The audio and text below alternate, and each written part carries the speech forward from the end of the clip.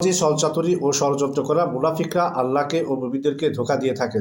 আর যারা মুনাফিক তারা ক্ষতিগ্রস্ত। এ সম্পর্কে হযরত মুহাম্মদ সাল্লাল্লাহু আলাইহি ওয়াসাল্লাম বলেছেন, যে ব্যক্তি কারো ধন সম্পদ ও পরিবার পরিজনের ব্যাপারে ধোঁকা দেয় সে জাহান্নামী। মুসলিম। অন্য আরেকটি আয়াতে আল্লাহ রাব্বুল আলামিন ইরশাদ করে বলেন, খারাপ ষড়যন্ত্রকারীকেই চারদিক থেকে ঘেরাও করবে। রাসূল সাল্লাল্লাহু আলাইহি ওয়াসাল্লাম বলেছেন, ষড়যন্ত্রকারী ও ধোঁকাবাজের স্থান জাহান্নামে।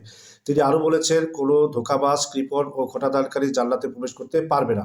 পবিত্র কোরআনে আল্লাহ ধোঁকাবাজিকে মুনাফিকদের স্বভাব বলে অভিহিত করেছেন। রাসূল সাল্লাল্লাহু আলাইহি সাল্লাম আরো বলেছেন, জাহান্নামবাসীরা ৫ শ্রেণীর লোক হবে। এ ৫ প্রকারের মধ্যে এক প্রকার হচ্ছে তারা যারা সকাল সন্ধ্যায় তোমাদেরকে ধোঁকা দেয়, তোমাদের পরিবার পরিজন ও অর্থ সম্বন্ধে ধোঁকায় ফেলে। মুসলিম।